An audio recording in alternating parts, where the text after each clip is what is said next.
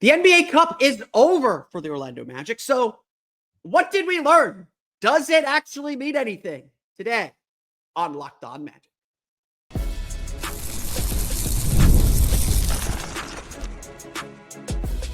You are Locked On Magic, your daily Orlando Magic podcast.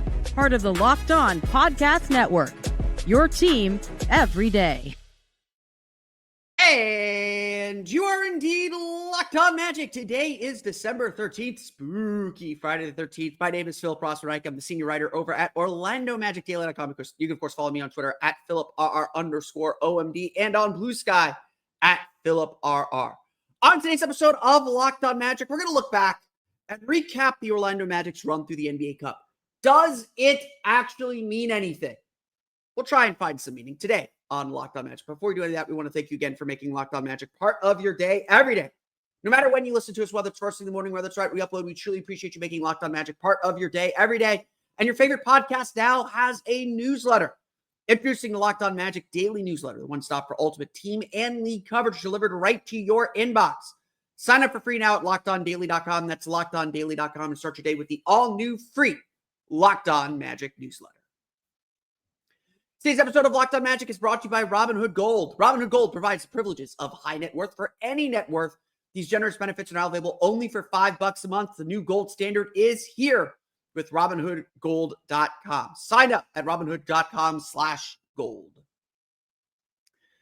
If you can't tell, I'm invested in the NBA Cup. I think this in-season tournament, this early season tournament is a good idea. I think it does add some excitement. I am all in favor of more trophies, not handing them out randomly, stuff you got to earn. I'm not here for participation trophies, but this is a different kind of competition. Everybody knows the rules. Everybody knows what it's about.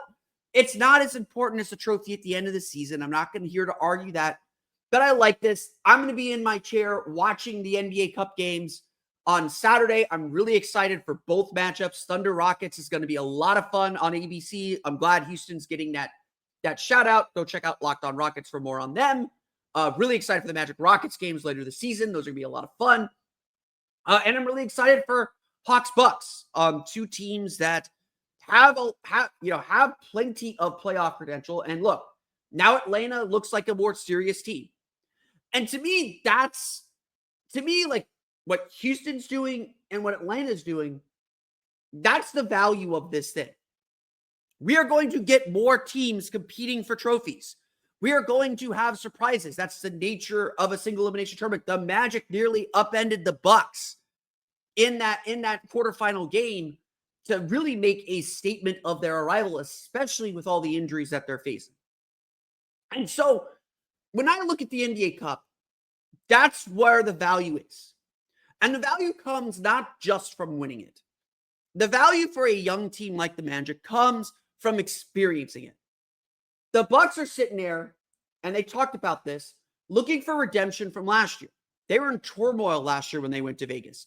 They're a team that expects to compete for championships. And while their early season was a major struggle, if you remember listening back to our episode on Tuesday, while their early season was this major struggle, this run through the NBA Cup shows us they are still championship capable. Just like the Hawks are now announcing themselves as a potential Eastern Conference contender, or as a potential team to watch in the East. And they are a potential playoff matchup for this Magic team. Just like the Thunder are telling the world last year was not a fluke, just like the Rockets are announcing themselves to the world. You can go back and listen to my episodes last year during the NBA Cup. I really do believe the Magic used the NBA Cup as a launch pad to their playoff potential. They obviously went through their 9-game win streak during the NBA Cup. They lost that game to the Nets.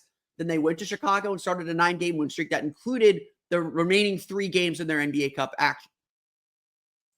The Magic did a lot of good work during that run, and I think gained a lot of confidence that they can compete under pressure situations. That's what it was all about. And I think the Magic approached this year's NBA Cup thinking the same thing. They looked at their group and said, okay, we are in the quote-unquote group of death. Philadelphia got pulled into our group. They were the unexpected team in that third pot. And they felt that I think they honestly felt that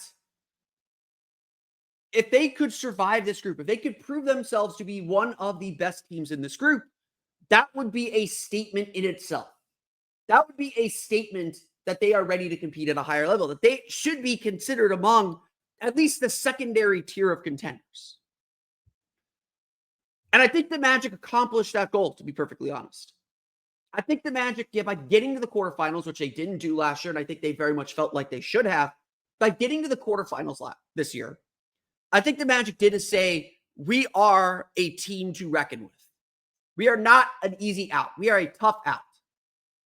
And honestly, I think that is the first big lesson of the Magic's run through the NBA Cup this year. The Magic are serious about winning. They talked about this endlessly during the offseason. They talked about this as a big deal, that they didn't want to lose those random games in Tuesday, or a random Tuesday game in January is how they described it. They felt like that's what cost them home court advantage last year. And so their approach this year has been more serious.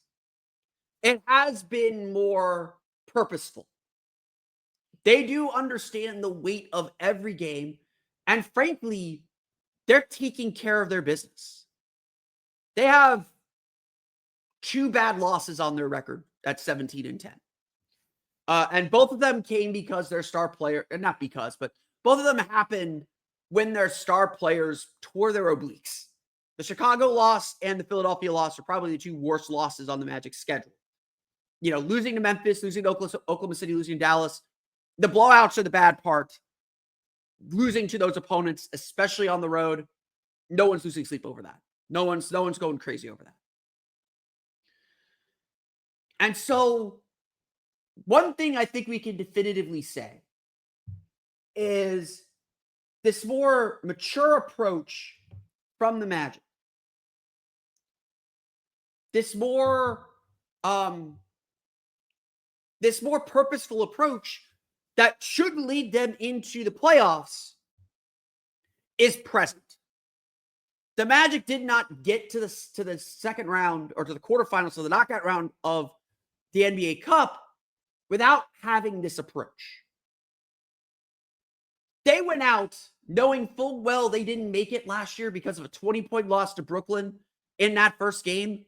They went out and smacked the Charlotte Hornets by 25 points.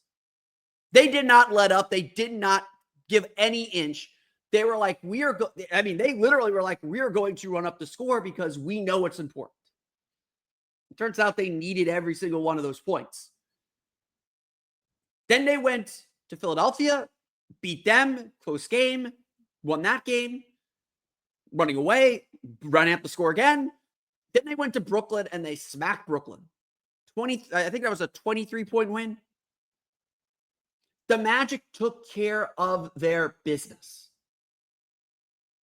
And while I'm going to make the probably more important point here in the second segment,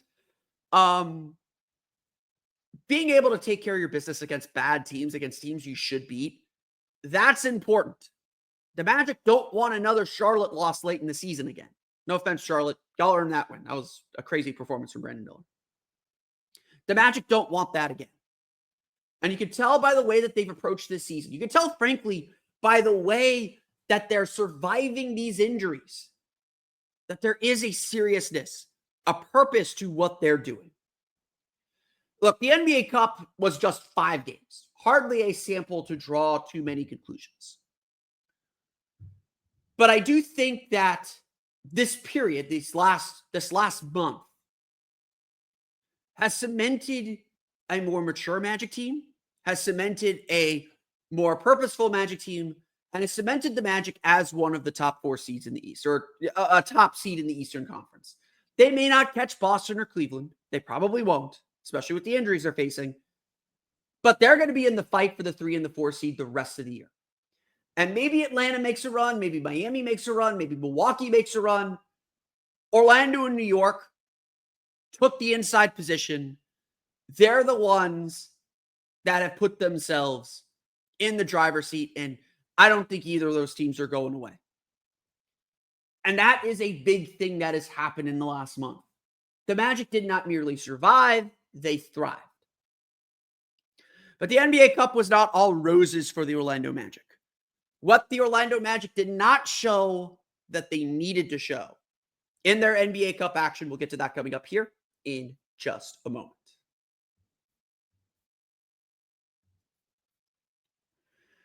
But first, today's episode of Locked On Magic is brought to you by our friends over at Robinhood Gold. With Robinhood Gold, you don't need a silver spoon to eat up the financial favors of the 1%. Robinhood Gold allows others to get the rates and perks usually reserved for the high society.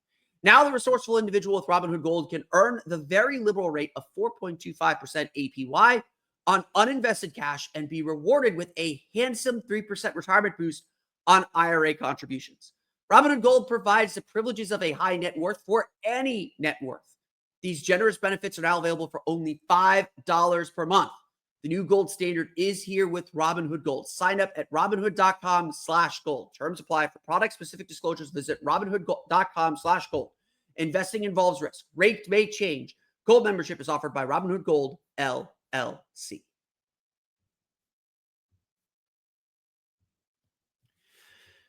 There is one thing that the NBA Cup was supposed to show us about the Orlando Magic.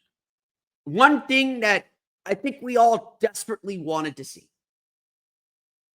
And it's the one thing I think the Magic did not show over the last month. And it's the one thing the Magic still, frankly, have a lot to prove. There were 3 games that really mattered for the Orlando Magic in this NBA Cup. And one of them ended up not looking as big as we thought it would. Obviously, in the summer, when the Magic were drawn into Group A, we saw the Knicks and we're like, okay, the Magic are in the second pot. They're going to get one of the top 3 seeds. The Knicks are fine. That's going to be the team we have to climb over. But everybody was afraid of the Sixers. Sixers as the 7 seed were in pot 3. The team that drew the Sixers in their group felt like that would be the group of death. And so when the Magic, the Knicks, the Sixers were all drawn into the same group, it was like, okay, it's on. Winning this group would actually be a major accomplishment. Advancing out of this group would be a major accomplishment. Turns out the Sixers aren't so good. And while the Magic did beat Philadelphia with Joel Embiid in the lineup, the Sixers turns out not as good as we thought they were. That win, while a very solid win, a very nice win, not as impressive as we thought. And so what the Magic needed to show came down to one game. One game we all anticipated was going to be huge. One game that we hyped up. One game that was on national TV. One game that was going to determine whether they advanced or went home. And then the Magic no-showed at the Garden. A 121-106 loss where New York made a statement like, you're the young pups. We're the real championship contenders. Go sit down at the kids' table. That's what it felt like, right? The Magic had a 36-point cushion to play with and trailed by 37 in the third quarter as if New York was trying to make a point. And then Orlando cut that lead down to 15 because their fourth quarter is really good and they have a deeper bench than the Knicks, and it didn't matter. 121-106 was the final, but it was a 30-point loss. Then Orlando goes to Milwaukee, and they have a much better effort. Without Franz Wagner, without Paolo Banchero, to go on the road to Milwaukee in a pressure situation and play like that, have a chance to win, feel like you left the game on the floor. That was an impressive performance. I'm not going to knock the Magic for how they played against Milwaukee. They did their job. They played exactly how they needed to play. They made some mistakes down the stretch. Milwaukee made some plays. It's a loss you can live with, even if it eliminates you from a tournament. It stinks because there was something on the line. But the Magic still have to prove they can beat elite teams. And they still have to prove they can do it in the spotlight. The Magic aren't on national TV enough to feel like it's old hat. When they play on national TV, they know it, they feel it. And that was what was encouraging about the Bucks games. At least they didn't get blown out on national TV again, which has happened, unfortunately, fairly often. And Orlando will get another crack at it Thursday against Oklahoma City, another elite team playing very, very well. going up against this Magic team at the Kia Center, at least, without Paolo, without Franz. It's still a huge challenge. So far this season, at least according to ESPN, and how they calculate it, which the math checks out.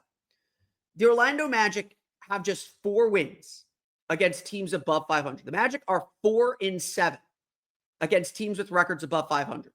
The only team in the league, or the only team in the Eastern Conference with a worse record against teams with records 500 and above, are the Milwaukee Bucks at 3-8.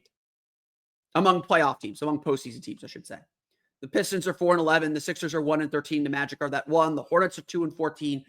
You got to win these games. So the Magic aren't the worst by any means, but among the playoff teams, the Magic are the worst. Except for Milwaukee. Which again, Milwaukee's starting to figure themselves out.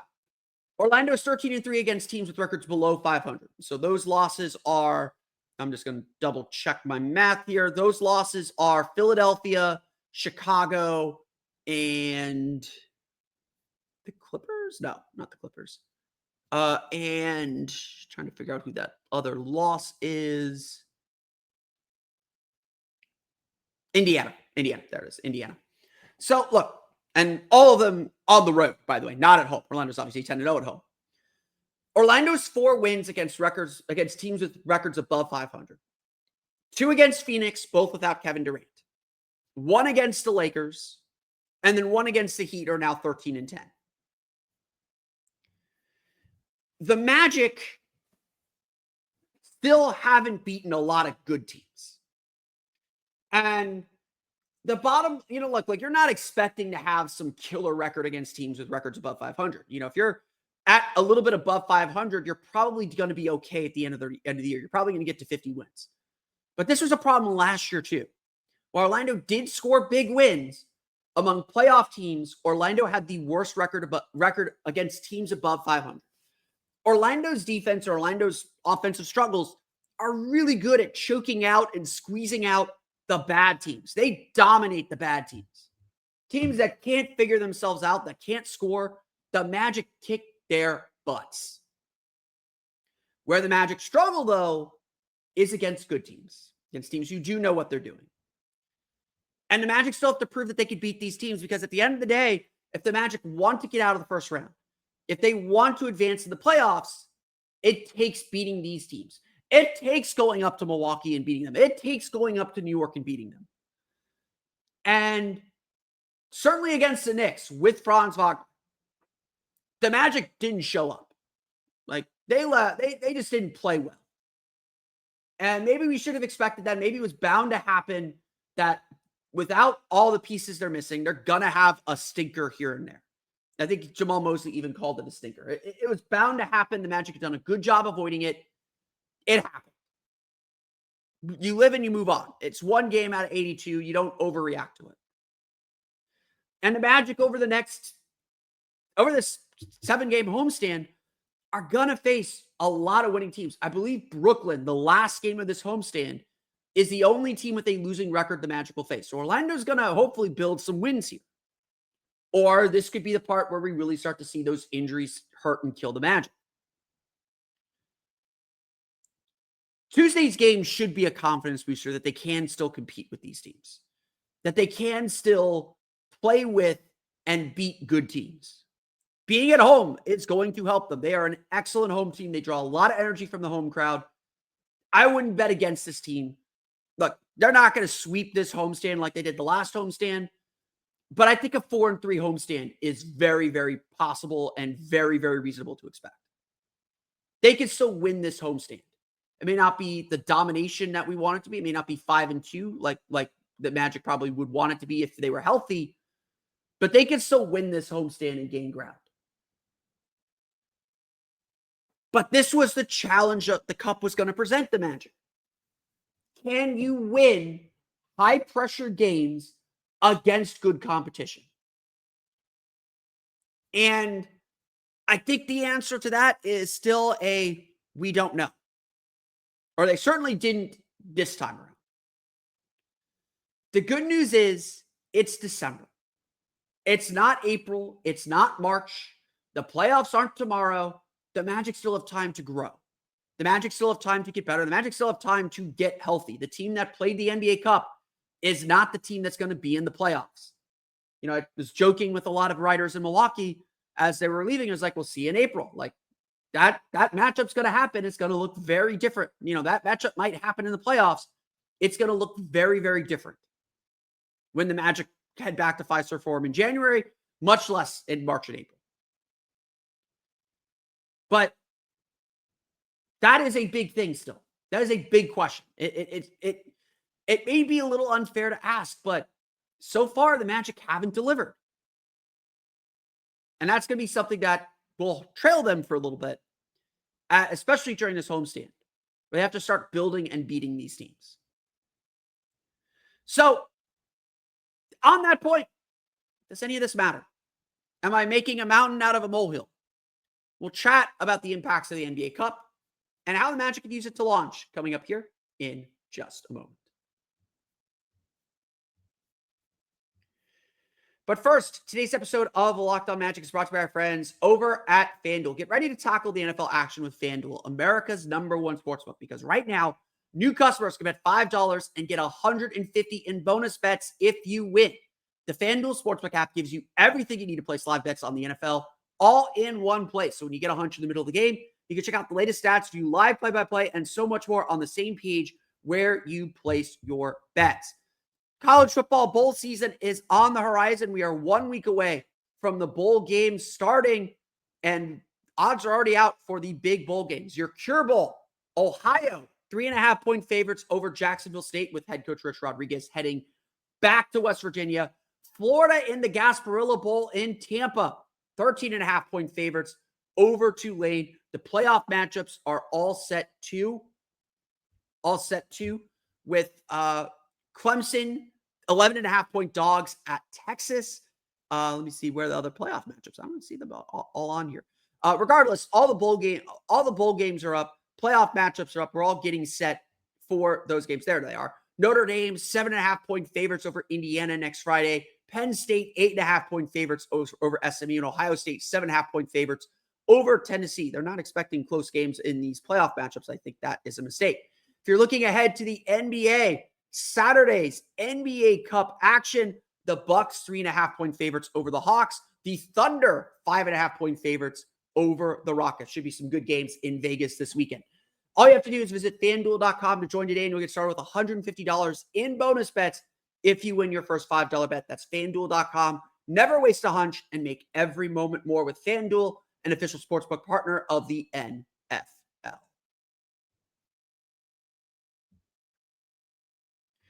So I get this a lot from people.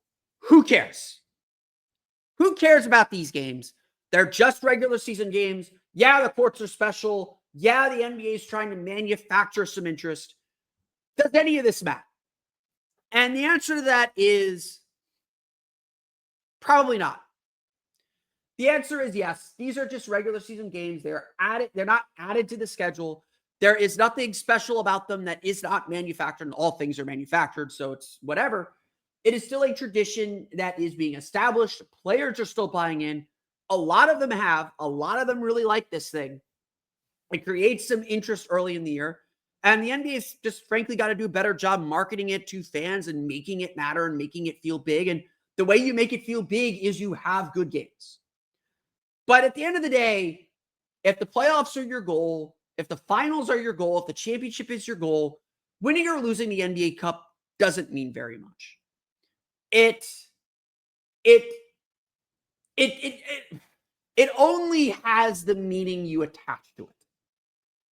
And so I would say this. I think that the Magic obviously aren't like sold out on winning this thing. They wanted to win, but it wasn't everything. They weren't sold out on winning this thing, but they wanted to win it. It was important to them. They saw how critical it was in their development last year. They saw how much growth they got out of playing those meaningful games, how much confidence they got out of playing those meaningful games. And I think they saw this year as another opportunity to measure themselves. They saw it as an opportunity to say, where are we at? We saw what we were last year. Where are we at this year? It's 5 games. I thought like Jalen Suggs had 2 really good fourth quarters. He did. He had 11 points in the fourth quarter against Philadelphia, hit that big 3 to win that game. He had 18 in the fourth quarter against Milwaukee. We know Jalen Suggs is a gamer. We know he's going to step up. We know Franz Wagner's a gamer. If you're looking at Franz Wagner, he,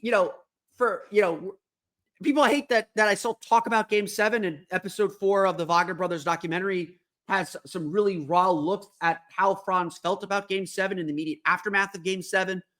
I know people don't like that I talk a lot about Game 7, but that is a narrative that's following him. He struggled in that playoff game. Jalen Suggs did too, by the way. To see them both step up in meaningful clutch games, in meaningful games like that, puts those fears to rest. They're going to be ready to play when we get to April. They're not going to have bad games like they did in April. They learned. They got better. And in that sense, that's why the NBA Cup was important, especially for a team like the Magic. The Magic still have to prove themselves. To me, that is still the big takeaway, is that the Magic are a better team. They are a more mature team. They are a team ready to win, but they still have to prove themselves. They have to prove they can beat the Bucks, the Knicks. They have to prove they can beat those teams and beat them on the road if they want to get where they want to go. They still have to prove that they could step up and perform in big-time games, in big-time moments. That is still who this team has to be. And it's something that 5 games in December is not going to definitively prove. That doesn't get proven until later in the season. But the Magic started that process. That's how I would describe it. They have started the process of getting better. They've started the process of showing us they are a more serious team.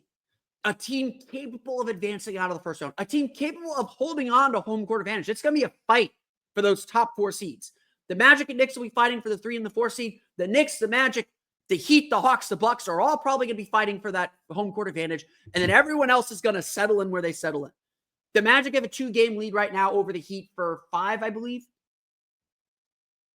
If they need to maintain that. I don't want to be worrying about stuff on that last day of the season.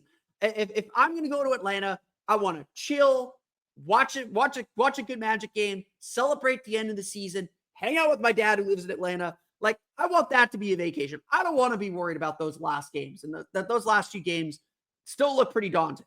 At Indiana, at Atlanta to close the season, pretty daunting stuff.